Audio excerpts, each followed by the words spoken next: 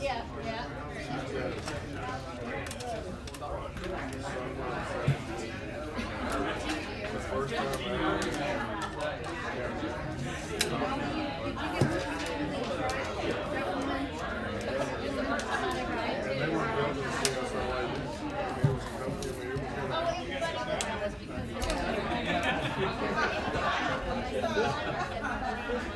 All the stations in here today.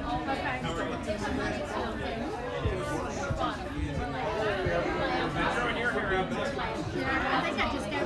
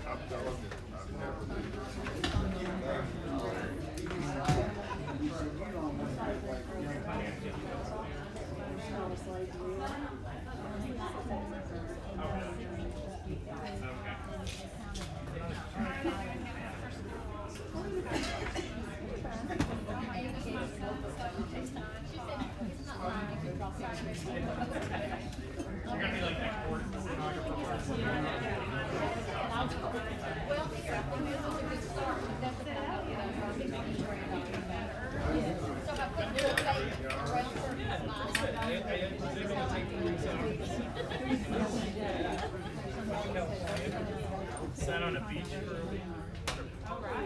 And then I went to Massachusetts. Louisiana.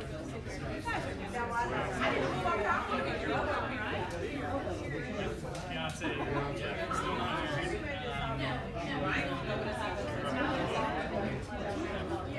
Right back there for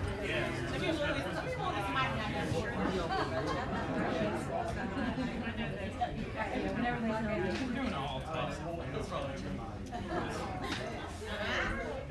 There's a reason.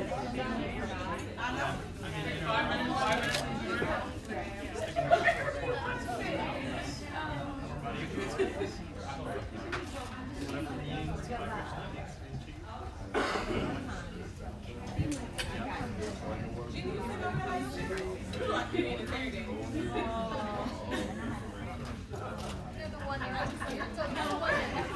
You look like you might have small questions. So you ready? I'm claiming all my time.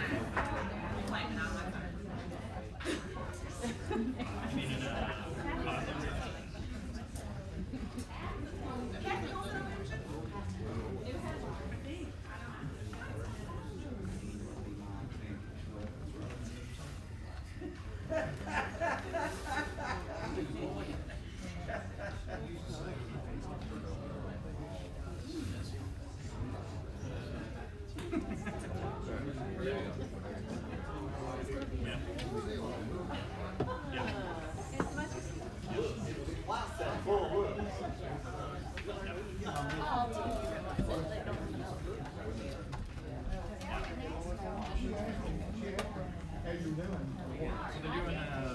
Like 5 more schools. They're doing like a secondary class. Well, that's the thing. You can't get the kids in.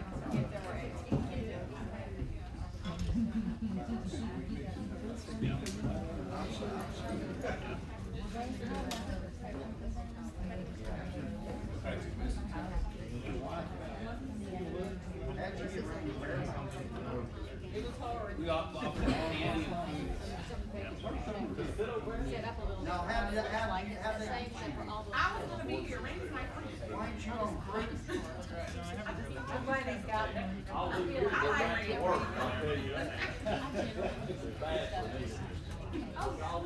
know y'all. I saw that ball head sticking up. Hey, I go to come out today, I'm talking to y'all, he's short.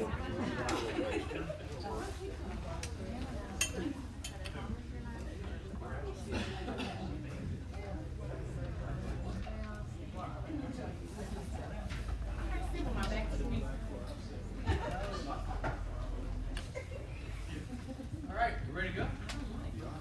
Well, good afternoon, everyone, including you, Dr. Johnson. Welcome.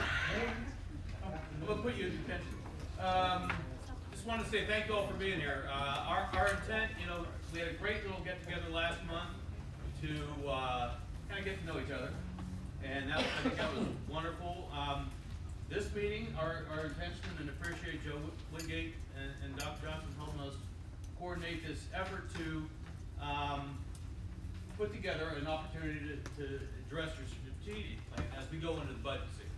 So we figure, the communication is key to everything.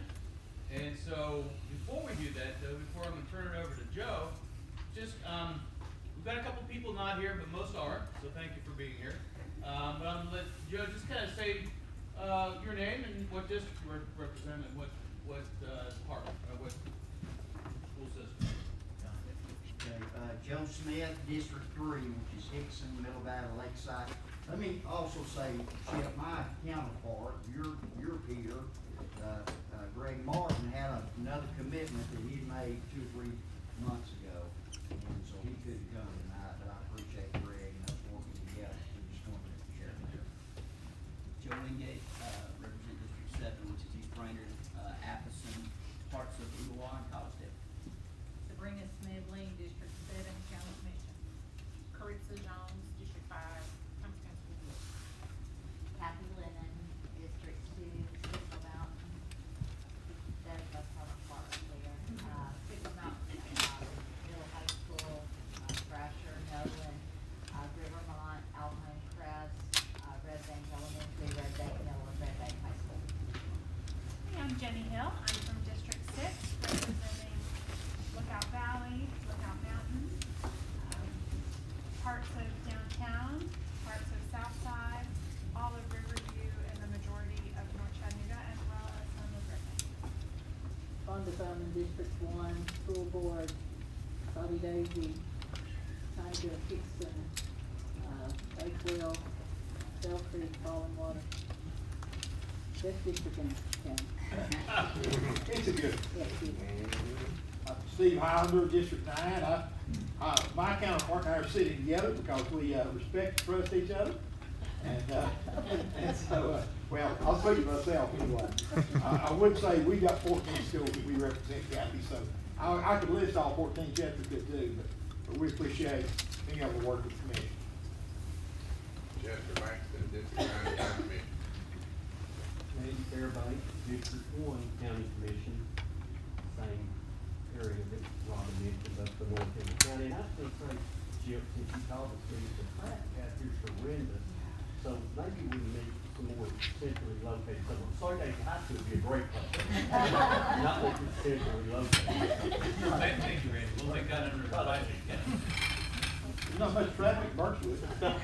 Rochester. Meet at Randy's house. We just meet at Randy's house. I'm David Sharp, County Commission for District 6, and Jenny and I represent the same district. I'm Brian Johnson, District 1 through 9. Tucker McClendon, District 8, East Ridge, East Brainerd. Kathleen Jeter, I'm County Commission for District 5, and my counterpart is and we work well together, Dr. Collins. Amen. We like to command both sides of the room. So Giselle, I know we didn't have name tags, which you wanted, but I hope you now know. Thank you, Okay, I appreciate did it. that for Giselle. So I'm gonna turn it over to Joe Wingate now, and again, we look forward to a very informative, communicative process. Thank you. Thank you, Chip.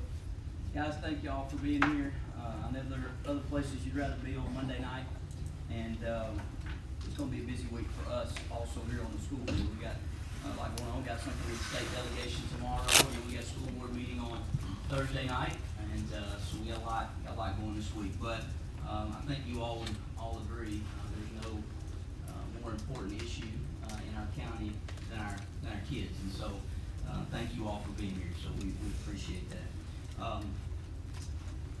I want to talk just briefly here for just a minute about a couple things, and I'm going to let Dr. Johnson present a couple things. But one, I would like for us to reflect a little bit. It's hard for me to believe that I've only got about 18 months left in my current term. It seems like it just was yesterday that I was running for this seat. And I think about, as I thought about tonight, what we would talk about, the things we would reflect on, if you all will think back to where you were and where we were as a county in 2015, when I was thinking about running, in 2016 as we got into that, and I know all of us would agree that those were some challenging times for our county as a whole, not just for our school system. And one of the things that kept encouraging me as I was thinking about the process of being a part of the school board was that challenge provides opportunity, great opportunity. And boy, did we have some challenges. And I am grateful for the folks who are on this school board. I am grateful for you all on the county commission when I think about all the challenges that we faced. And I'm thankful for the cooperation that has taken place between these two bodies over the last couple of years, because just in my opinion, I'm not certain that it's always been that way, and not that it hadn't happened in the past, but I think it had been a while. And so I thank you for the leadership of the folks sitting around this table, and some even new that are going to be leading here going forward. I'm thankful for Dr. Highlander. I'm thankful for his leadership during a year when no one would have wanted to be chairman or chairwoman of the school board. And Coach, I know I've told you that privately, but I want to say it publicly. Dr. Johnson has a picture up in his office that I love that says, "Smooth seas do not a sailor make," and I think we all learned much from that season, and we all said it at times, but you served admirably in that role, and I personally think took some unfair hits to your character and reputation that were undeserved when you were trying to do the right thing for kids and for our county. And I want to thank the commission for their leadership in seeing the need, just a financial need from a facility standpoint. All of us have different ideas about what we think the school system needs and where priorities are, but there's no question that our facilities have been neglected for a long time. And so I was thankful to you all as a governing body for recognizing that need and awarding funds to help us begin to start chipping away at some of that. And then finally, I'm thankful through all of that we had a search process that has yielded a leader that I know I'm excited about. I think our school board's excited about. And I hope our county commission is excited about, who's brought a vision and put together a team and is working, not only put together a team and a vision, but a plan. Along with the priorities that our school board has set out to say that these are what we value and where we want to see our school system go, and they're working to achieve that. And so thankful again for the folks that have been, in my opinion, ordained to the spots that they're in and helping us get where we need to get. So I wanted to just touch on a couple things here. One would be a district and school alignment that you'll see up here on this slide. And so my first year on the board, the board as a whole, we talked about in 2016 a strategic plan, and there had been a strategic plan in the past.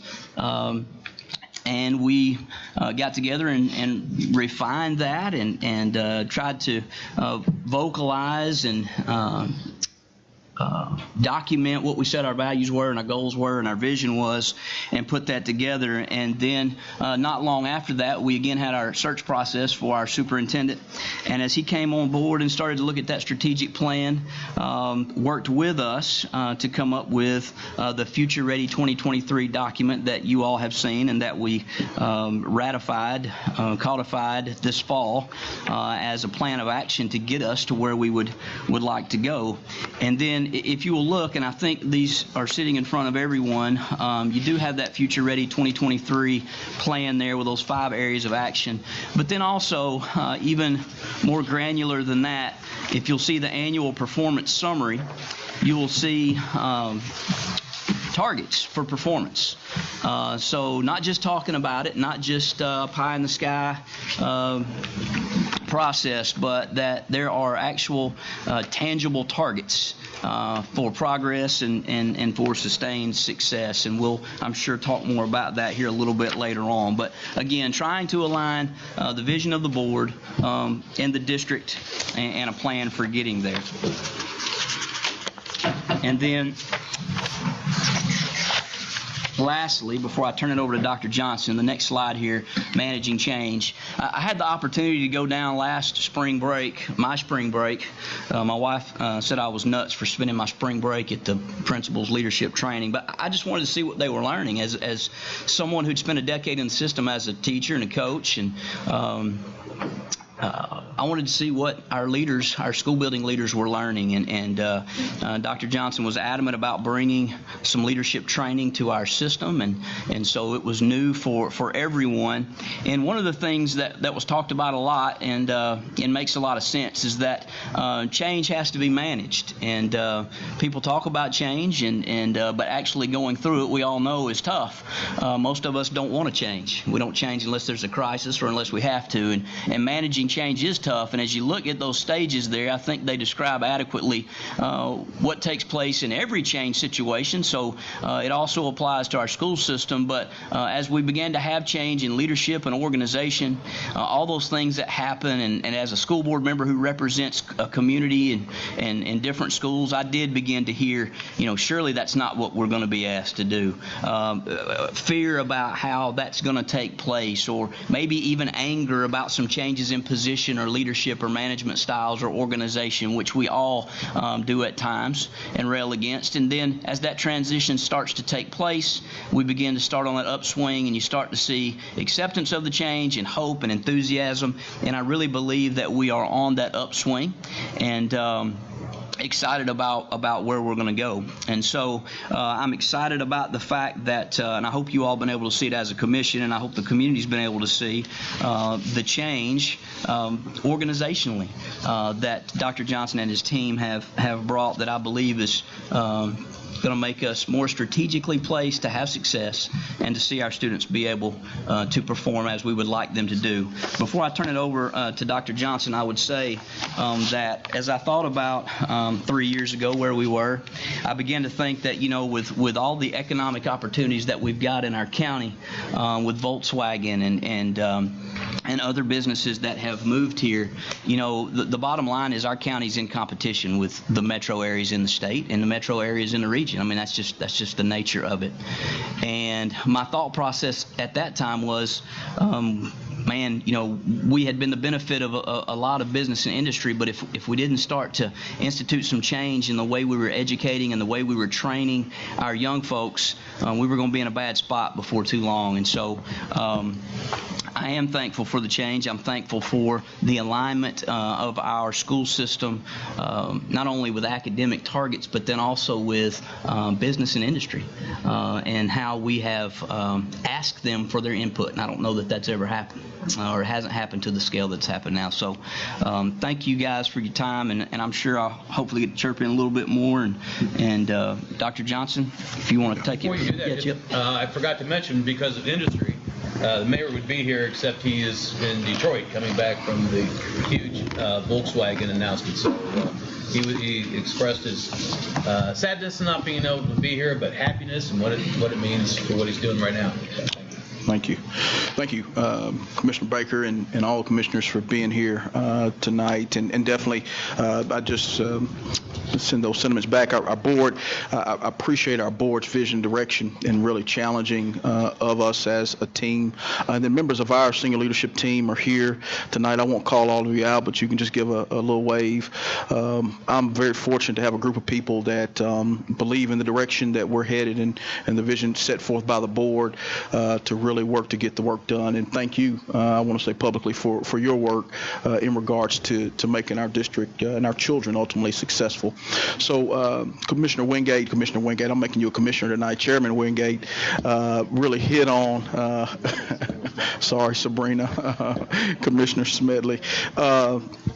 So he talked about organizationally the fact that the first thing we wanted to do was come and understand the system, and a couple things I'll share is, one, I'll share where we are. We've got some definite bright spots, but we also have some areas of challenge, and we want to make sure you understand both of them equally well.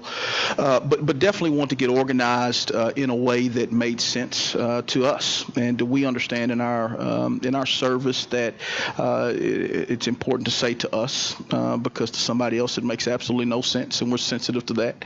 But to us, what was going to be best for students, what we felt was going to be best for our teachers and our leaders as we try to engage in the work. So organizationally, we have 5 learning communities. The Opportunity Zone was the initial beta test, so to speak, of what a learning community could do from the standpoint of providing clarity around the go-to, the contact, but then also the support deployment for us as a system.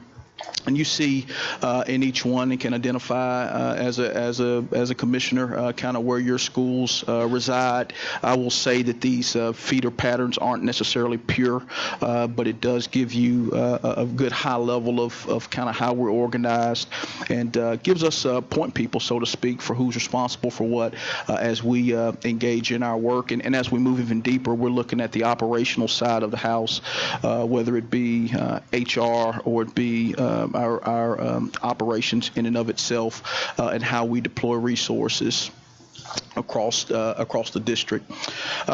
In the midst of change, and Joe hit this really well. We talk about change in small change and big change. Big change is extremely disruptive, and we understand that. And the reality is, anytime you implement change, you want to reduce what's called the implementation dip, and we don't want the length or the depth of the dip to be overly significant. And so when we talk about our dip, for us, is student achievement. And what we didn't want to see in the midst of all this change is that students academically go backwards, and then also they go backwards for a longer period of time. You want to consolidate that on both ends as expediently as possible. And we are pleased that when you look at our first year last year in regards to student academic achievement, it was the first year over the last over the previous 3 years, and since 13-14, that the district has met the expectation for student academic growth. And so I think that's pretty remarkable, and really a testament to our teachers. It's a testament to our school leaders, our support staff, the leadership team we work alongside, our board. It's really a testament to the commitment to alignment and to improvement. When you look at, again, the comparison over the last several years and the amount of change that was implemented, and the fact that students went forward. Dr. Johnson, I think it'd be helpful, because I know it was for us as a school when you did it over a year ago. Just quickly explain what those numbers mean as far as 3, 4, 5. Yeah, I'm sorry. I'm just like I'm in a room full of everybody's educating. So 1 to 5, 1 is significantly below level, and 5 is significantly above. And what this is dealing with is student academic growth. So it's movement over the course of a year. And a 3 means you're meeting expectation. And so you can fall anywhere in between that. I won't go too deep, but underneath that you have indices, and so you can kind of see how students are moving.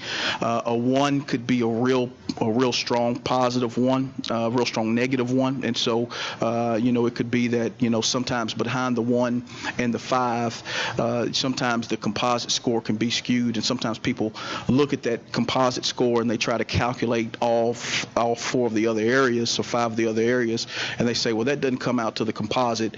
Well, the reality is a 1 could be a very strong negative, or a 5 could be a very strong positive, such that a 5 could be so strong that it could move the whole district. And so again, at a high level, when you look at us, our composite has went from a 1 to a 3 the previous year. Literacy has remained strong the last several years in the county, and so we're proud of that. We've got some work to do in numeracy, and are continuing to dig into that.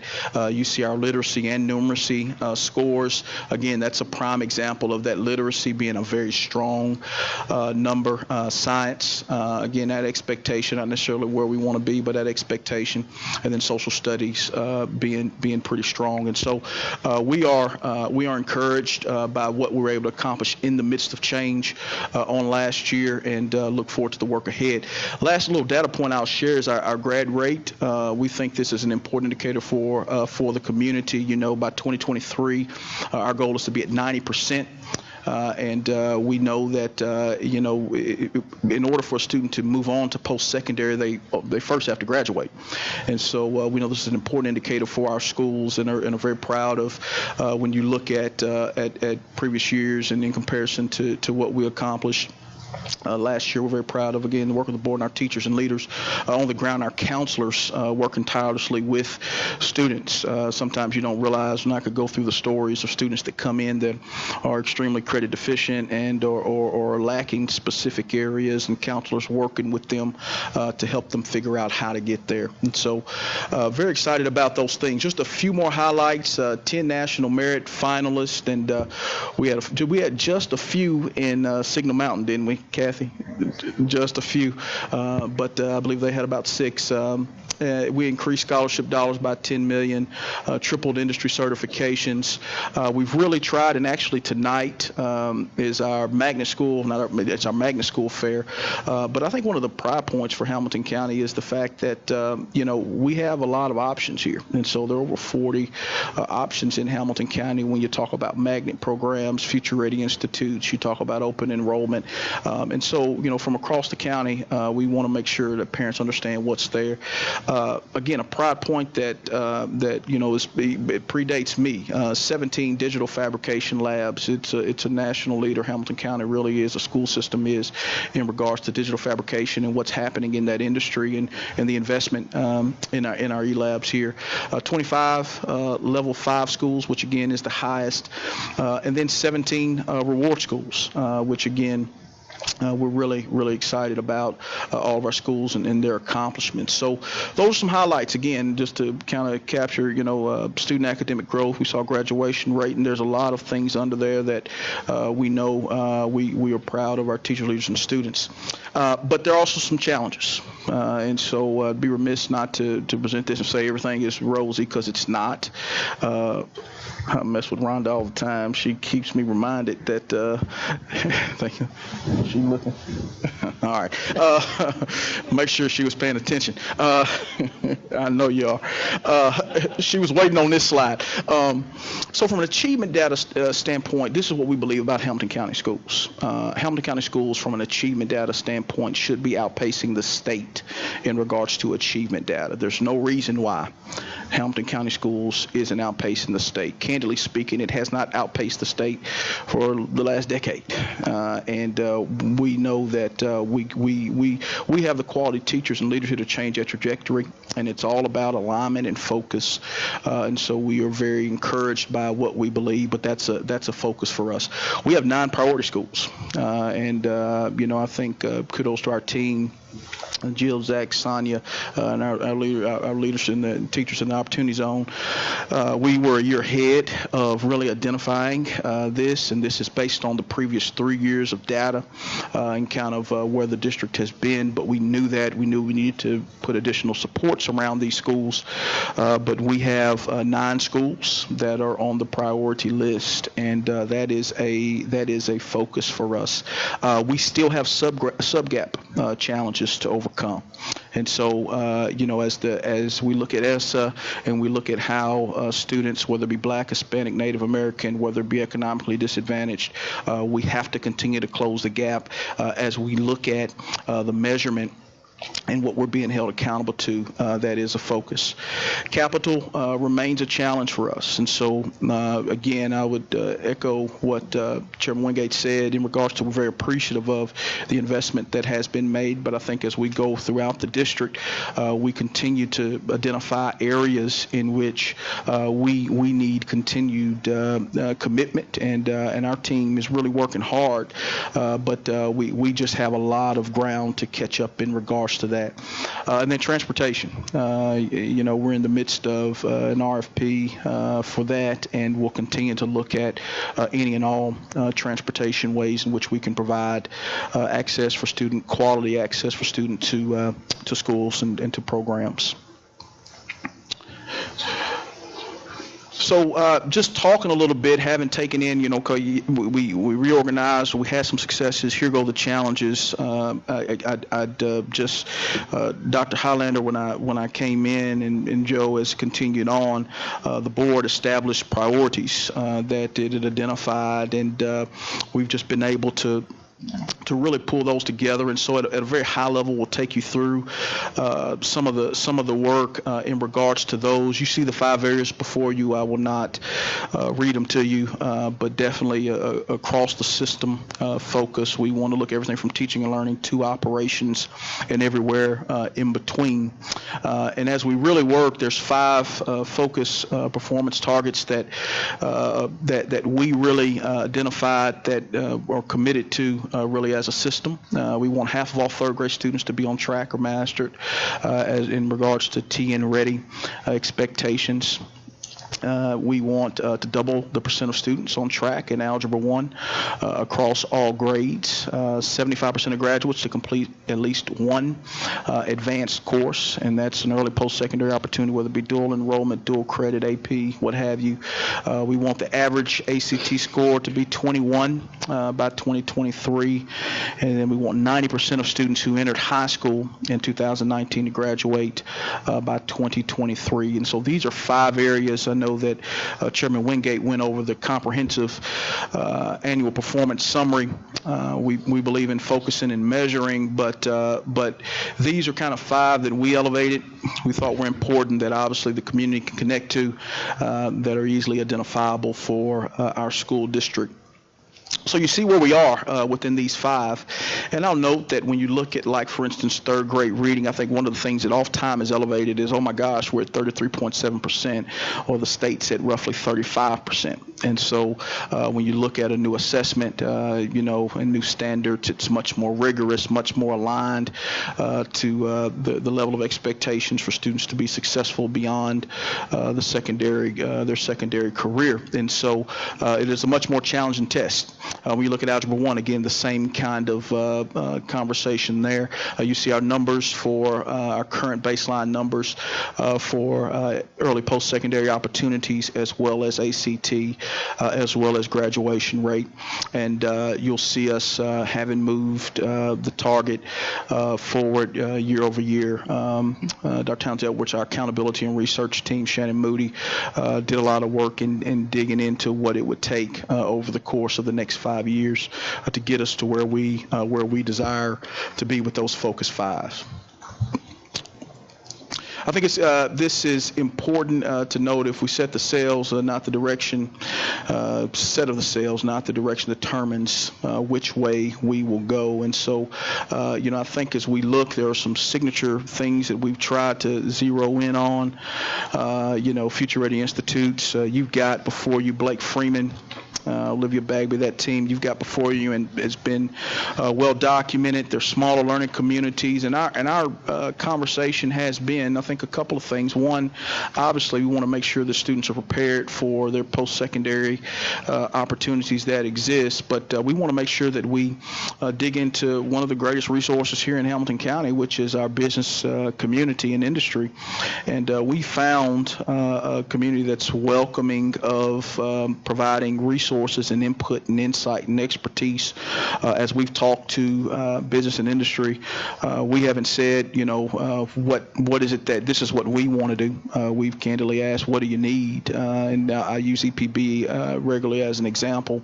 When I sit with David Waite, who's president, and said, you know, when you look out 5-10 years, what is it that you need? What he says is 2 things. We need linemen, we need cybersecurity. And so, you know, as we start to look at preparing students for careers and opportunities, we do that with that in mind. I'd be remiss if I didn't mention John Maynard as well as being a key resource there. But you see across our 13 high schools, 20 institutes, they are, Blake and Olivia are actively right now digging in with schools and working on schedules and looking at year 2. We started just about all of them, 9th grade only, but they're digging in. There are a few schools that are looking at potentially adding some institutes, but have seen great success. Again, they're small learning communities built around a theme and really focus on integrating the learning and making it relevant. Ultimately, we want students to have, we talk a lot about this promise that Tennessee committed to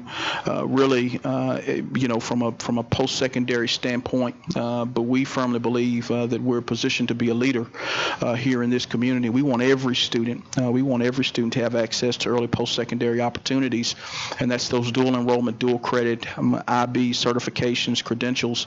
Those are the things that prepare students for life after high school. And we want students, the last thing I'll say on this, I'm really very passionate about this, is that we want students to matriculate through.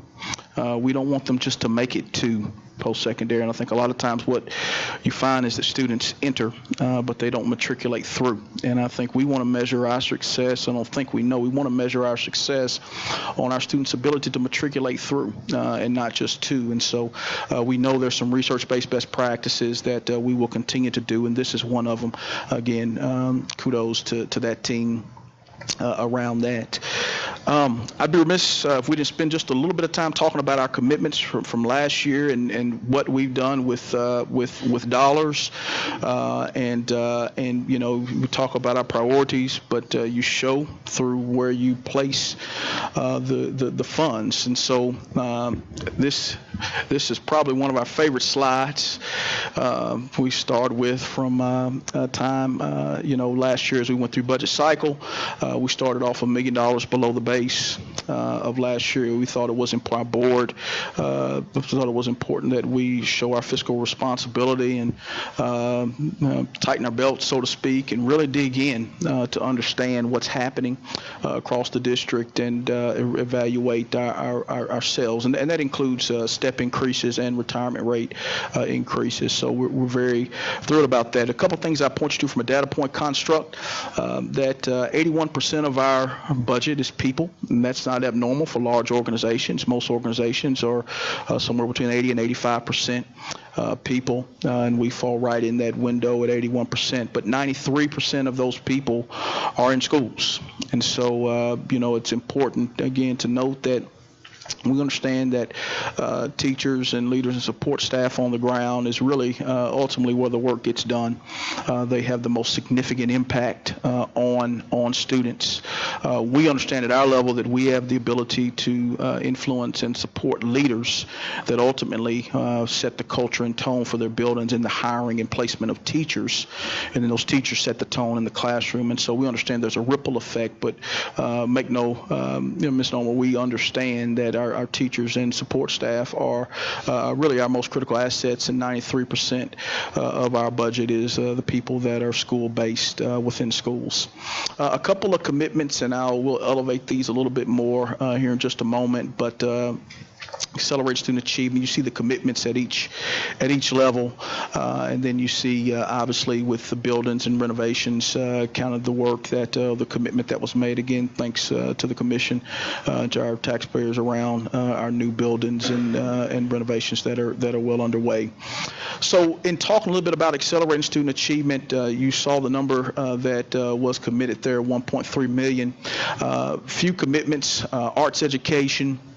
We heard a lot, I think, from just across the community. You heard the focus of arts. You can see a little bit on that graph there to your right, and the only thing I'd point you to is the green is where we were the year before as far as being able to offer arts to students across learning communities, and the blue is where we are this year in being able to do it. Ms. Claire Stockman was another hire we were able to make to kind of coordinate our arts resources out of Title IV funds, and she's just done yeoman's work with really coordinating the great resource that's here in the community, but then also helping our teachers that are oftentimes just kind of trying to figure it out within the arts, and then obviously being able to add some arts teachers. Elementary counselors, made a commitment to elementary counselors. We see the ratio being reduced from 1 to 721 to 612 in our elementary schools. I will note that as you look at some of these areas, there are national averages and suggestions around counselor support. 1 to 250 is the American Counselor Association recommended average. We're much closer to that in the middle and high. But we knew we needed to deploy these resources in the high schools, and so because of that resource, we were able to take the ratio down across the district, but again, still work to do there. Our English learner support, we added 10 ESL teachers. The last 3 years, the system's been on a waiver around ESL support. We have not had enough ESL teachers to support the number of students that we've had, and candidly, I guess fortunately, unfortunately, however you look at it, the waiver ran out and it had to be addressed. And so over the last year and a half, and I may end up getting some help with this number, Keith or Nakia or even Jill, we've added somewhere upwards, or Marcia, somewhere upwards of 17, 18 over the last year and a half to make sure that we addressed areas, but 10 in this cycle, then 7 the year before, just to get in compliance, but definitely continued work to be done in that area as well. In there, your future-ready students, and this was, and I'm sorry to keep going back and forth, but I want you to see the commitment and what was there, $2.4 million. We've got work to do around technology, and so you saw we made a commitment to be one-to-one in our middle schools. Every student has a device. We thought it was important to start with the middle. Oftentimes, you start at boat ends. You start at elementary or you start at high, and it's just like having 3 siblings. The middle gets the hand-me-downs or whatever the case is. In middle school, students are trying to figure out. We know what's going on there socially, emotionally, and we felt it important to really double down on our middle schools to move forward. So started one-to-one there. You see how many Chromebooks were deployed, 8,500. This left-hand picture, I don't expect you to read that, but on our district website, you can find out more about kind of what we've done there or attempted to do. Again, kudos to our tech team, Ken Bradshaw and technology, what's happening within there. I'll point you to just a couple of things. Device to tech support. You see us currently at a 1 to 3,400 ratio, down from a 1 to 4,000 ratio because of the commitment there. Industry standard is for every tech to have approximately 500 devices. We are a little bit over that, but we continue to plug forward. Again, we know that we know that giving students access to technology is really important. I want to be clear: the technology never replaces a teacher, and so it's about creating efficiencies for the teacher and for the learner. A learning management system, again, it's a hub to allow us to store the information for teachers, for students, and everybody access, and then all of our future-ready students. Institutes are one-to-one as well, and again, the number actually is more like 1,300 students are in future-ready institutes, and over 100 out of zone. And so, very proud of the work that's taking place there with Blake and that team. Building so effective and efficient operations. Again, just a few things I point to. We implemented a visitor management system. That safety is really, really important. We saw that all of our schools had multiple controlled access doors where it takes a badge to get in. We wanted to harden the exterior of our schools as much as we can, and still, we're trying to change behavior there, and so we'll continue to plug away at changing behavior around safety. Unfortunately, in this day and age, with some of the tragedies that have happened, it's a reality that you have to remain committed to. We're able to complete the camera and phone system upgrade. Again, that was going on even prior to my arrival. We did finally get that finished last year. And then for the first time ever, Christy can attest to this, we appropriated funds for 7 salaries for additional school resource officer support. And so that leaves us in a place where every middle and high school are covered. And then we're deploying kind of across, in partnership with the Sheriff's Department, across learning communities where there's at least a point person for the elementaries in each learning community to work and support schools. kind of the last slide we'll hit is, we have, we're in the midst of a long-term capital plan, and excited about, having that support to be able to really pull that together and have an understanding of the complexities and the challenges, all the different things that are going on within our system. Still working through transportation, and so we'll anticipate having that pretty soon. When we talk about the third bullet, high reliability improvement teams, we have some internal things that we're working on, and so whether it be us working through our hardship process or our online registration and improving that, or the code of acceptable behavior, we have some internal things that we're working on, copy machines, looking at fees really deeply. We're trying to understand, the entire system. We're working through those through improvement teams within our district. We want to continue to strengthen community partnerships, and so we can't do this work alone. We acknowledge that.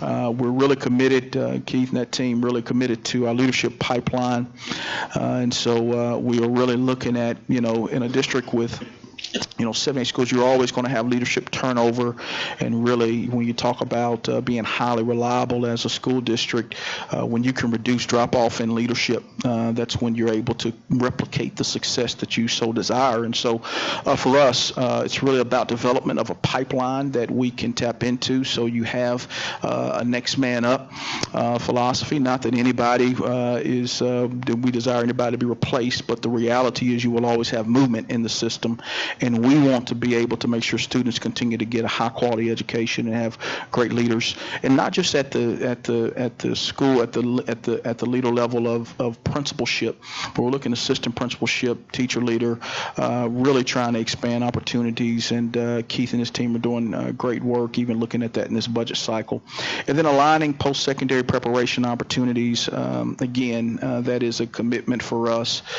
We had several of our schools in here last week just kind of talking through how we go through and reimagine what it is we do and expose students as early as possible to these post-secondary opportunities so that we increase the likelihood that they are successful. So again, at a high level, that's kind of the work of the system. I don't want to paint it all like it's rosy. I always say that we've got a ton of challenges on any given day, at any given moment. We had a pretty good day today, or at least I think we did. I didn't hear about much. But every day presents a new set of challenges in a school district, of this size. You have a new set of challenges every single day, and we just try to work through them and respond to them as intentionally as possible. So turn back over to Joe Wingate.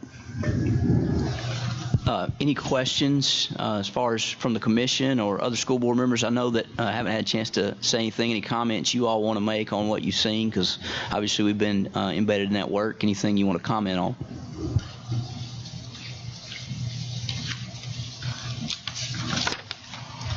So great job presenting. I hope you've had a chance to take a breath, drink a little water. This is nonstop. So just a quick question about the SRO question. I mean, I don't really want to go there because there's all this other great stuff, but I do want to go there for a second. The additional SROs, you said you're working with Sheriff Hammond. Are you also working with Chattanooga's police on that? Yeah, and so our team, and in particular in the Opportunity Zone, they've been very helpful in regards to that. In fact, I know I've got a meeting coming up with Chief Roddy, and we'll continue to partner with all law enforcement around it. But they've been very responsive as the county. We just work with both of them when you're talking about keeping schools and students safe. Ken and again Jill and Zach and that team in particular, as we've had situations, they've been very helpful. Thank you. So the future ready packet we have here, is that You just distilled it down into that presentation, all the detail in here? We just distilled all that down into 20 minutes. No, but it's very high level, and we work in one-page world, so this is the one-page version with a few highlights, and then you've got the annual performance summary, which is a document within there. It's really distilled down to this page right here at a very high level, but again, you've got the entire plan before you access to. That's good. Thank you. I was going to make a couple comments here quickly, give folks a chance to think of anything they might want to ask or comment on, but just to go a little bit more deeply, talking about the Focus 5 performance targets that Dr. Johnson had in the presentation that you also have in front of you here on this sheet. Obviously those are targets that the administration came up with to gauge progress and where we're trying to get to when it comes to our strategic plan. And one thing I'd like to say about that that I think is unique, and I know Dr. Johnson wouldn't say it about himself, but these have been instituted into his evaluation. And I'm fairly confident in saying there's not another superintendent in the state of Tennessee that's put those kind of numbers in their evaluation. So I don't think that's a good sign. That's just it just shows how naive I am. Yeah, but anyway, thankful that he was willing to do that. And then also when he started talking about the 75% of graduates taking at least one advanced course, which we talk about AP courses or IB or dual enrollment, kind of group all those into what we call early post-secondary opportunities, and those can be industry certifications or training exposure, things like that. One thing I would like to say, and I mentioned this the other day with our group, is at Chattanooga State we had a representative from the Tennessee Higher Education Commission come and speak to our faculty, and one thing that I thought was interesting is, as public school systems, we see there's research out there saying, hey, the more you can expose students and the earlier that you can expose them to workforce training and also those post-secondary opportunities, whatever they might be, as Dr. Johnson said, the better their chances of completion, not just attending, but completing. And one of the things that's interesting about THEC, where we've been sitting here as a school system going, okay, we've got some funding to provide maybe one course, or maybe there are grants out there that provide another course. But what typically happens is those students that take advantage of those opportunities are the ones that are going to college anyway.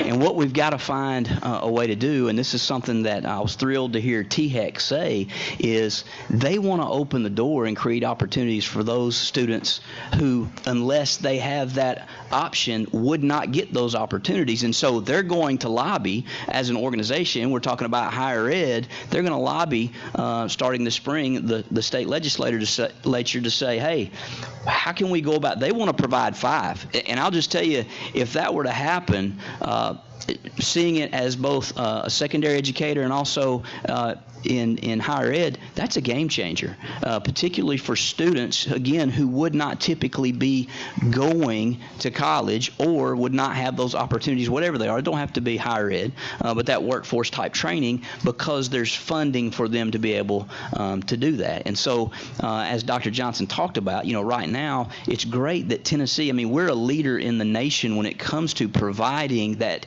community college education, the Tennessee Promise. There's no reason for anyone in the state of Tennessee, if they graduate from high school, to not be attending or taking college classes, to not get an associate's degree.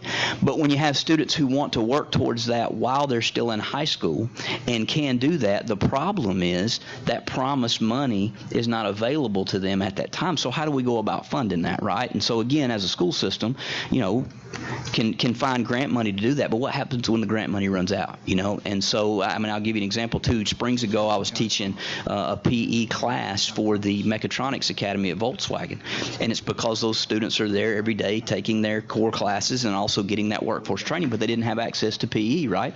So I go over there to do that, and then last year, I'm thinking, hey, I'm going to go over there and do that again this May, and we don't have it because there's no funding for it. right? That was a grant. And so how do we sustain that? And anyway, I just think that that's really a big piece of where we are. It's just where education is going right now. And so when you hear the school system or the school board talk about EPSOs, it's just early post-secondary opportunities. And again, it could be workforce training, could be academic, it could also be even military related. So just to think about those things. Surely somebody's got something. Yes, go ahead. You know, the last bullet when you say refine leadership pipeline, student achievement, when I think of student achievement, that includes so many things. And one of those that stands out for me is teachers. Teachers play a big role in that. So I always try not to make assumptions, but I'm assume that teachers are included in that, and if you can just kind of share a little bit about what we're doing in terms of not only recruiting great teachers, but what are we doing to retain the great teachers that we have here in Hamilton County? Yeah. And I may let Keith, it's a good time for Keith to come up and talk a little more intimately about, we get the board a little bit ahead. He's actually doing a presentation on Thursday about this, but a couple of things. One, that I highlight, one of the areas we've zeroed in on is new teacher induction, and not just the induction, but the support of, in particular, years 1 through 3, and how we really wrap around and support them. Sometimes it's the simplest things, setting up a grade book, or or sometimes I had an observation evaluation. It wasn't as good. Am I losing my job? Well, no. And so sometimes it's the simplest things, but just creating a support network around them.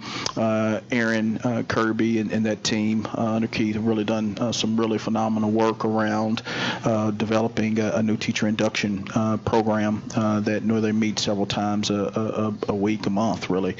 And then in addition to that, really we continue to look at our leadership, our teacher leaders, and so we're very fortunate in that we have some external partners, whether it be, I think I saw one walk in the room, SCORE fellows and Hope Street, different groups that have fellows, and we always try to elevate them and meet with them several times throughout the year. Teacher advisory groups, we have teacher advisory. We meet with them on a monthly basis around areas and topics to get feedback, and we distill that feedback into specific areas and send that feedback out to our team. Sometimes there are things of action that are required of us, or at least it gives us an opportunity, even if it's not an area of action, it gives us an understanding of what's kind of going on. So we continue to be focused on the teacher. I don't know how I missed this or we missed this, but one of the things in regards to teachers this past year was pay increase, and so we need to continue to make a commitment to pay for our teachers and making sure that we're supporting the work that's taking place. And so there's not a day goes by that we don't talk about teachers and how we continue to recruit and retain them. One of the things we did this year, and I'll give just a quick anecdotal story. At the start of the year, we asked all of our teachers that have performed very well over the last several years across content areas to come in and just talk with myself and a couple members of our team about what they're doing. So many times we focus on what's not going as well, and we missed the opportunity to really focus on what's going really well and what teachers are really doing that's we can replicate.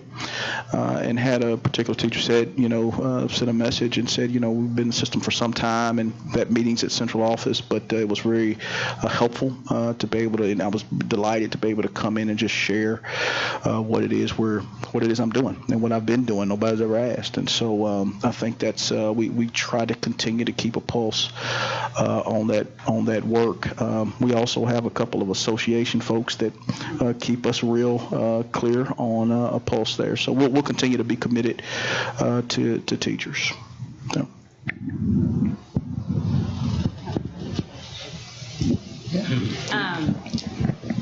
So. Early people that know me, early childhood education is really important. And as we talk about post-secondary and future ready, to me that starts very early in a child's life. So I know last year that we did a partnership with the Hamilton County Education with Camp K, and I just want to kind of hear your thoughts, as well as any of the other school board members, as their thoughts on how well that went and your perception on that. I know from the Chattanooga 2.0 and Early Matters in the community side, that was seen as a very good start, and we look to continue to grow that. And so I'm just curious, as on the Department of Education, what you guys think.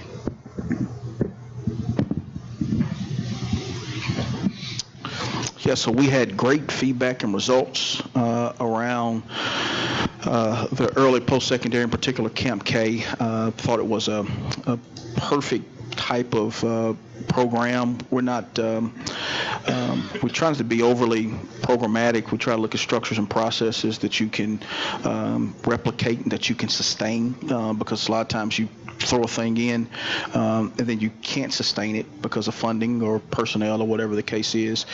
Camp K was one where we saw, in particular one, it met a need for quality pre-K, and when you start to think about students that don't have access to quality pre-K, and really essentially a boot camp and preparation, and sometimes it's as simple as even if you don't get to the teaching strategies, it's just the behaviors that you're starting to ready for and entering kindergarten. So great success with it in the places that it was. Also, Read to Be Ready is in several schools. It's been a state focus for some time in regards to Read to Be Ready, and we had several Read to Be Ready grant recipients this year.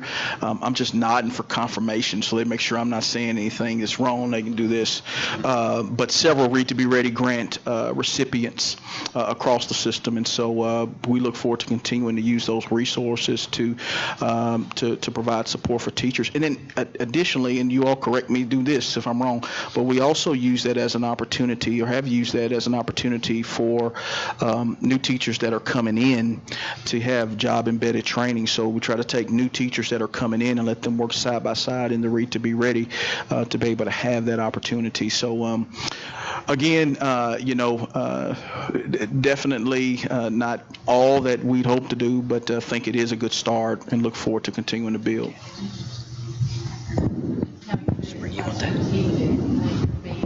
Placing teachers, especially in the priority schools. Are there incentives being offered to encourage some of the most talented teachers or educators to go in those schools? There is. I am going to let Keith talk our differentiated pay just a little bit, or Jill, or you want to talk? So we do a few things. I want to talk just a little bit about differentiated pay and how we're structuring that within the opportunity zone. High need schools and hard to fill subjects. We have signing bonuses. So the high need schools we looked at across our title, but a big focus on opportunity zone. And of course, we're looking at math, science, trying to fill those positions. So we, as we identify those candidates, we have the capability to do a signing bonus. ESOL counselors, and just some of our hard to fill positions. We're also this year, something we're doing a little bit differently is looking at early filling some of those early contracts for some of these positions. We went through and analyzed what our needs were over the last couple of years and took a conservative estimate of jobs that we could potentially be offering some early contracts. So we're trying to lock up some of these math and science candidates ahead of time, especially for the opportunity zone. So are you seeing the incentives promoting some of the more seasoned educators to go to these schools, or are you seeing more inexperienced? It's mixed. Right now, I'll say it's probably much more towards the inexperienced than the experienced. Candidly speaking, and it's what Jill and that team are tasked with. You have to change culture and perception for it to be a destination place. There's got to be a hard desire to teach in some of our schools where students have the most opportunity to be successful and come from some of the most complex situations.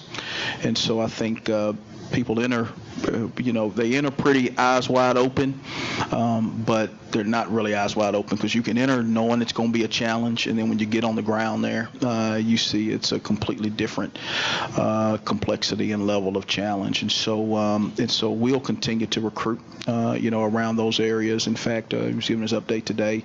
We've got to do a much better job of recruiting from diverse universities.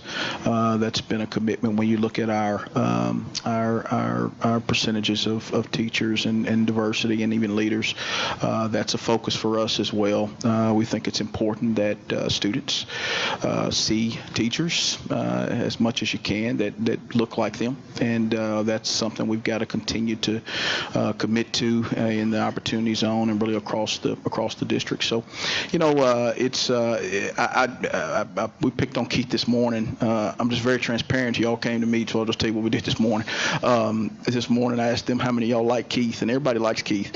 And so he's presenting, and so we were just talking through it. But Keith and that team have done great work there in that area, and really our whole team has really worked hard. So yeah, we just have to continue to dig in. These are the same schools that have had the most significant opportunity for well over a decade, and so we have to ensure again that we have structures and processes in place, because grants will dry up. And I think we've seen this, and those that have been on the board and been around, you go into pumping a lot of money into programmatic things, and those programmatic things end up leaving when the dollars leave, and then you're left with the same child, with the same home life, with the same challenge. And so we want to make sure structurally, organizationally, that we've got things in place that we can sustain, really over time. And that's really been our commitment and focus, while still understanding there's an urgency to change right now. And so you balance those two things really intentionally.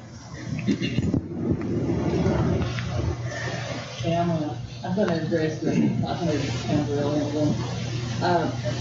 One of the things we really need to work on is student behavior, and we've talked about that a lot. It's one reason we can have a hard time retaining some teachers in some of our hard-to-staff schools. We are working on our code of behavior. I actually think it ought to be called the Code of Acceptable Behavior, to make sure that parents have skin in the game as well, that they know up front what is expected of their students and the repercussions if the students don't live up to those standards. I don't think we've really made it very clear to a lot of parents exactly what their role is in this as well. They expect teachers to be parents, and that's not their role. Also, I think that Camp K does a very good job of preparing some of the young people to know how to behave. I think Dr. Johnson said that, know how to behave when they attend kindergarten for the first time. Also, another thing I think we did, Ken, we started hiring teachers earlier. Am I correct? We changed our hiring date for teachers, and at one time we were waiting till a lot of the other surrounding counties had already hired the teachers, and of course the teacher maybe take a job in another county, not really wanting to, but not being sure they could get a job in Hamilton County. So we did change our hiring date. So we're hiring teachers earlier now than we did for years. But we are working on the code of behavior, and going to make sure that we get a lot of publicity when the rules come out. Every school has their own rules, of course, dress codes and things of that nature. They take care of that. But as far as the behavior of the students, it'd be the same for every school in the county. So that's one thing we are working on. If I could say, too, I appreciate the question Ms. Jeter made about the Camp K, and I think it's been positive. I have a granddaughter that was in pre-K, and I had a grandson 2 or 3 years ago that was. It makes all the difference in the world. Of course, that's not a state-funded position. So that's a problem for us, because part of it, there's a federally funded, correct me, Dr. Johnson, if I'm wrong, there's some federal money for a limited amount according to economic need, but overall, it's for every child, it's not state funded. Am I correct, Dr. Johnson? Yes, you are correct. But I appreciative for what we've got and everything that we can do. I did, Dr. Drake, I worked with Dr. Drake earlier on, and I made a suggestion at a committee meeting for Camp E, for Camp English. We have, and so I believe now that she and her staff have been trying to implement that, and whereas we have young people coming here, and we're part of those scores that we're being graded on in the high school level, those kids are coming from Mexico, Guatemala, different places, and they come in at 14 years old, maybe 15 years old, living with extended family, not even the real family sometimes, and we have to grade them on 9th grade English, Algebra 1, and they don't even speak English. And so one thing that I applaud her staff for trying to go to a Camp E or a Camp English for those kids coming in with no English skills, and trying to get them acclimated as much as we can, at least as much as we can, and I applaud you for doing that, and I appreciate you following through on it. I agree with Ms. Thurman, though. Some of the children don't understand what acceptable behavior is, and we have got to make sure we've got to support our teachers and administrators with acceptable behavior, and it's hard to keep teachers if the behavior is not what it should be. And I don't mean let blood, but we need to teach them how they need to behave, work with the parents, and work in a positive manner. Thank you. Piggyback on Rhonda and Steve and Dr. Johnson answering Commissioner Jeter's question. Also, as a board, this last Thursday, we met for agenda review, and we have decided, we've always had a legislative representative through TSBA, but Jenny is our legislative representative this year, and we actually as a board have come up with legislative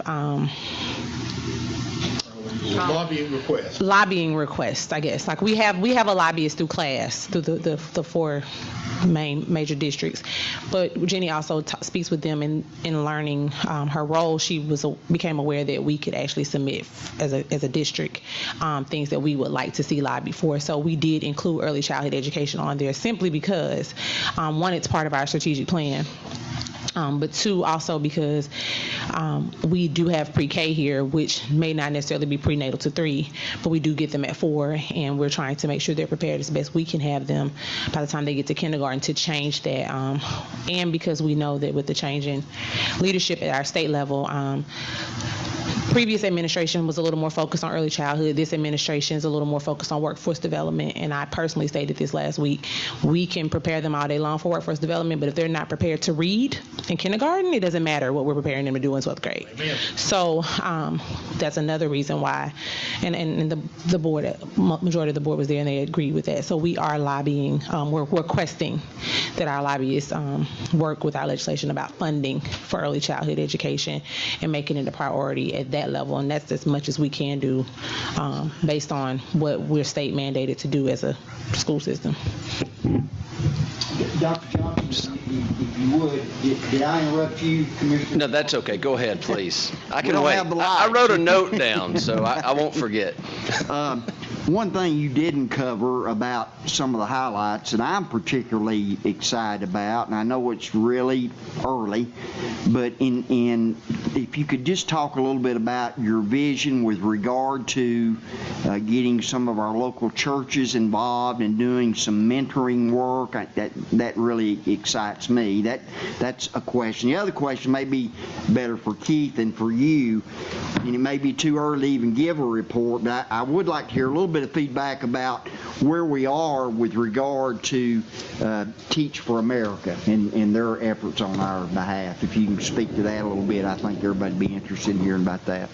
Yeah, I think we can hit both of them. So a lot of research and information on mentoring, and we feel like there's a unique opportunity to really dig in, and we want to start with Brainerd for mentoring, and just kind of stars align. I'd ask John Cunningham and Melissa Graham, who are community schools coordinators in the Opportunity Zone, to identify the churches around Brainerd High School that are within a 2 to 3 mile radius, and actually they'd already been working on some of that work, and so we're convening them next week and have a couple of folks that are coming in. On Point has been working with Brainerd, and then there's another ministry group that's coming in that does specific mentoring work for churches that desire to establish mentoring programs. So we're excited about, again, one of the things I elevate and talk about is, the research shows that 83% of it, we only have the ability to impact 17% of a child's day, of a child's life educationally. 17%. That other 83% is outside of school. And so the biggest challenge for us is how do we begin to influence and impact that other 83%? And if we can plug students into positive influences and impacts, things that impact them, we have a much more significant likelihood that that student will ultimately be successful, not just in K-12 but beyond. And so we want to begin to impact the 83% for those that don't. In regards to TFA, they have 10 of the 15. They have 3 more hiring sessions. Things are coming along. I believe Eric's on the ground here, and they're feeling very confident in regards to the 15 that they've committed to us, and even some alumni. I think we have a couple, 3, 4 already that are really interested, and so things are going well in regards to that. If I can, real quick. This is actually kind of plays in well with what I was wanting to bring up. I know behavioral issues are certainly problematic. Managing issues based on the availability of grants is problematic. And I think of this as the education. I'm just going to speak of it as a cake. It'd be nice if we were able to bake a good cake. And, all these grants and extra dollars that come in through philanthropic contributions in our community are tremendous. But in all honesty, that should be the icing on the cake from my perspective. One issue that we talk about behavior, and it just pops into my head, my children have been involved with in public schools here in Hamilton County, and have had great access to in-school counselors to resolve any type of behavioral disagreements, what have you, that pop up in the classroom. And through the course of the past year or so, I've been learning more about this. It's my understanding that we have counselors in a relatively small percentage of schools across the board in Hamilton County. I know it's been very helpful with my children's ability to progress in class and with relationships with others. That's something we haven't talked about today.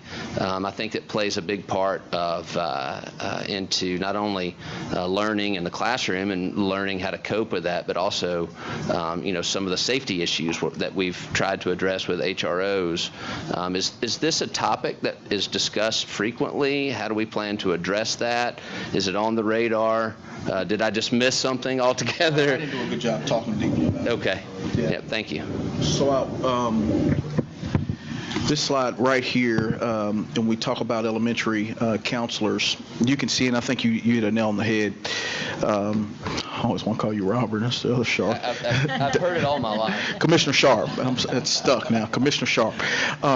So, Commissioner, when we start to look, you see the ratio 1 to 721 is where it was. 1 to 612 is where we currently are in our elementary schools, right? And so, I think in addition to access across the district, there's also varying needs across the school, right? So 400 students in one school could be the equivalent of 1,200 students in another school. Just depends on what the home life looks like, what they're entering into, what challenges they approach the school day with. And then the back end of this, we're talking about elementary, the back end of this is our post-secondary entry. And so really supporting our counselors with that. We have college access advisors that are, half-time, that really we need them the full day to really dig in with our students to make sure that they're plugging into the options that exist.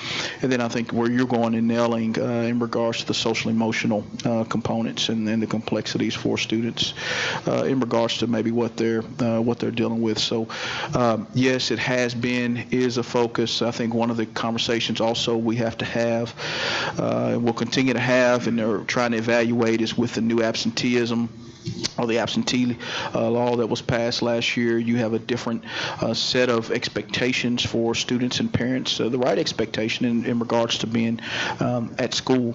But we have to look at our social worker use, and so our social workers have been doing a lot around truancy, and we really need to do some shifting and make sure that they can actually dig into social work and that we identify some truancy support. So I think there's a lot of, we started with the commitment here, and definitely have to go down the road.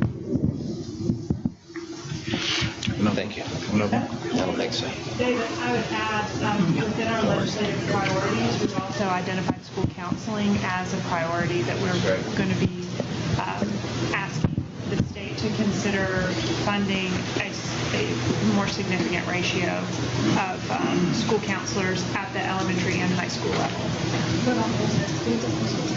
I think high school, middle school is lumped together. I have a quick question to add on to what David, Commissioner Sharp just asked. With the school counselors, are our school counselors trained in ACEs? One of my desires is for Hamilton County to be a trauma-informed county. And this also kind of piggybacks off of what Rhonda mentioned in terms of code of behaviors. When you think about a lot of our students in the family life before they enter our schools, you have to ask, what are they leaving? And unfortunately, a lot of our, and especially in District 5, I know what they're leaving is not so often so good. And so not only the time that they're spending in our schools, what they're bringing when they enter our schools, and then what they have to return to. And so when you talk about behavior, I think about those things. What are the traumas that they're experiencing? And so when we think about our counselors, it just makes me think, are they trained in those, adequately trained to deal with those types of things that our students are seeing? And if not, this may be a great opportunity. I know you had a slide that talked about partnerships. I know we have a lot of great resources that are increasing here in our city around ACEs and things like that. So. Yes, so Patricia Russell is our lead counselor for the system. She's done a lot of work with schools, and we've also been able to leverage a lot of partnerships, whether it be 2O, United Way. Several organizations have provided ACEs training, and a lot of our counselors have taken advantage of that. I won't unequivocally say all, Commissioner, but a lot of them have, because I've heard them talk about it. And I think it's one of those things that as we continue, we try to be very mindful until we get to a place where the ratios are where they really need to be. It's tough to pull them out for training and different things. And so we try to balance their workload with all the with all the expectations of the position, but definitely an area we want to continue to support our counselors with as they work across schools. I will say that just across schools, when you look, our schools that have the most concentrated challenges have had much more in-depth training around social emotional supports and dealing with those adverse childhood experiences. Does that include principals too? Principals, we have not done much unless voluntarily. Yeah. But across the district, just bringing them in, we haven't necessarily done that, but it's been available. We've made sure they know, we've communicated internally within the district and made sure they know it's fully available. Yeah, it's a good point. Yeah.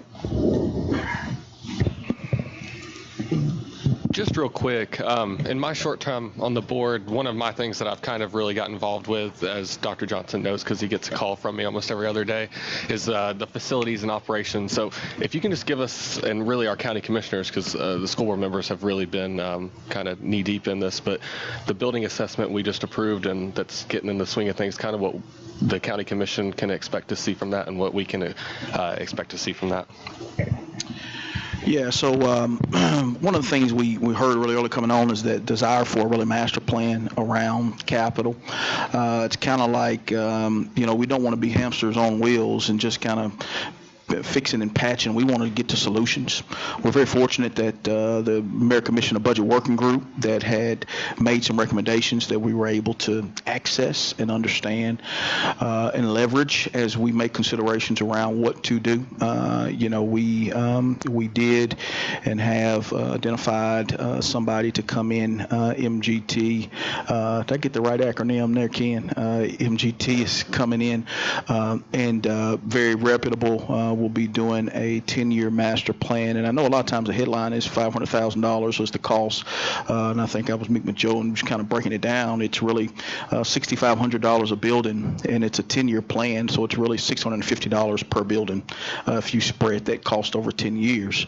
And so anyway you cut it and slice it, it's a smart investment, we feel like, for taxpayer dollars. The other thing that they're doing is, one, comprehensively looking at every system and every structure within a school.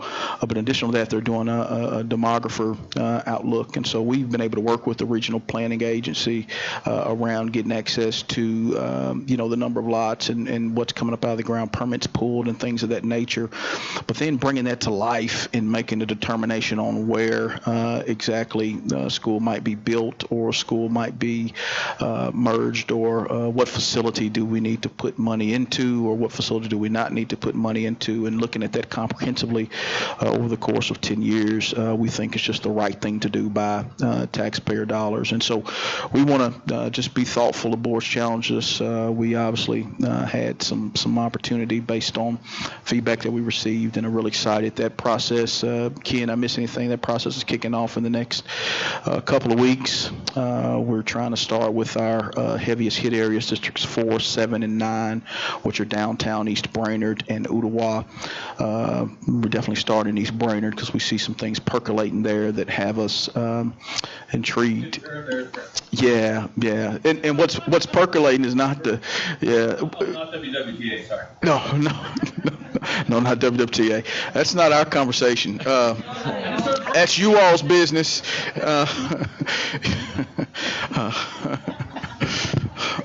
But we see some.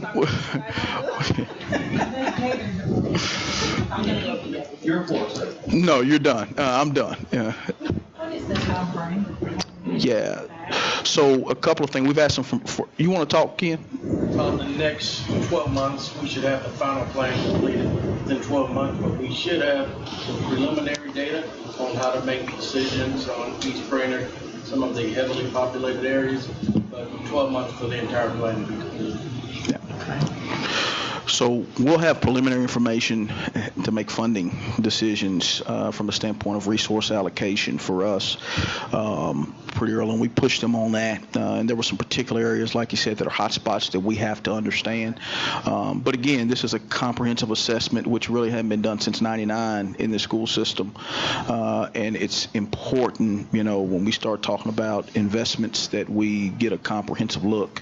And then ultimately, those recommendations be brought to the board, and it's up to the board to accept those and to say, hey, this is where we're going, and to move this work to move the work forward. So we look forward to that process. Did you build those 1,000 new jobs into that equation? We did 1,001, actually, Commissioner. Are they also looking at capacity in schools that are under capacity? capacity? Yeah, they'll be looking at capacity. They'll be looking at schools that are over and under. And so we've got schools with 120%, at 120%, actually, East Brainerd's at 118% capacity. And then you've got schools that are at, 60%. And so we're trying to attack that both ways. Can we right size internally? We did some things to open enrollment to see if we can right size ourselves. We don't know that will work. Obviously we understand that, but we want to make sure that we're doing our due diligence and being thoughtful about what we do. We'll see where it goes. But they definitely will dig into enrollments. They'll dig into where we are and help us make determinations for the future. I just want to say I greatly appreciate all the work you're doing and the school board. I just want to say that, very much so. Thank you, Commissioner. Chairman Wingate, I've got a question. Where y'all set the thermostat on? A little warm, isn't it? Hey, don't complain, because Thursday's going to be cold. But it is hot in here. See, the higher the temperature. On the school board, we did that last didn't we, when we went through all the school buildings. Some of the people on the board don't know this has been done before, and we did a very thorough job. If I recall, you were on the school board at that time. But there are things that happen, and people need to understand. And I don't care how many years out, and I don't care how smart these people are doing this new building assessment. There are things that are going to happen that we didn't foresee. Like there's a new subdivision going up right up from my house there in Fallen Water. I don't know what we're going to do with those kids either. Right. Right there, I don't know how many homes are going to go up there. Is it Flipper Bend or something? Yes. It's right up from our house. I don't know if those kids will go there, Soddy Daisy. I mean, those are things that happen that you really can't foresee. And like this Volkswagen thing, we don't know what other industry is coming in. So just because we pay all this money for an assessment doesn't mean it's a end-all, be-all, because things happen that you just don't know, that you cannot foresee. You get a sewer up in Sale Creek's going to that's wide open. So there's things that can happen that no matter what we pay any kind of person to come in and see, things will happen. But Chip, I remember we did a very thorough job when you were on the school board, exactly what we're paying this group. Ms. Thurman, are you offering an alternate site here? Is that breaking news? Are you offering an alternate site there for what? Sewer. Oh, I've been working on a sewer for Sale Creek ever since I've been on the school board. So I'm not talking about a sewer treatment plant. I'm talking about just a sewer up in Sale Creek. But that's right. We just want the sewer. So, but anyway, those kinds of things happen, and people need to understand that there was a tremendous amount of planning. We met with the planning commission. We sit through all those meetings, and they told us where all the growth was, and we planned out schools. But sometimes things just happen, and we have no way of controlling that. So just because we have this new growth plan doesn't mean it's going to be the end-all, be-all, because things happen. I think you're exactly right. Hey, unless anybody has anything else, I'd like to wrap it up, if that's okay, and just say we sure appreciate the information. You've got a heck of a plan here. I know it didn't come lightly. It's with a lot of due diligence. The plan that you have for facilities and everything else, for that matter, is just that. It's a plan, but it's a plan. It's an important plan. And then it gives you a roadmap by which to build. And so I'd like to say hats off to Dr. Johnson, your staff, and to the school board members for what they've done. I think everyone here has been informed and enlightened as to the direction you're going, and appreciative. I think what Rhonda was saying about it's more than just the teachers. The 17% of the kids are only 17% of their time in school. They've got it's where they come from and the support of the other community agencies, if you will. And I love the way you're reaching out. It's the old village thing. So everyone's got to participate, but it starts at home, and then it starts with the rest of our community caring. So I'd just like to say thank you to Joe, thank you to Madam Chair Sabrina, for I always want to call her Madam Secretary. One time I guess I just did. But anyway, just like to say thank you all very much for making this happen. We'll do this as much as you like. My partner in the education committee, David Sharp, has got a real burning passion for this, among other things. He's got we could go down the list. Everything's burning, but it's, in a good way. In a good way. He's passionate. What can I say? So anyway, but do want to say thank you. We would like to do this on a regular basis. Obviously, we're coming into the budget season, and we want to be receptive and understanding. And then, as long as we're all together and there's certain things we need to do, at least we'll do it with a full knowledge base. So, again, thank you all very much for your time, and that's it. Thank you, Kevin. Thank you.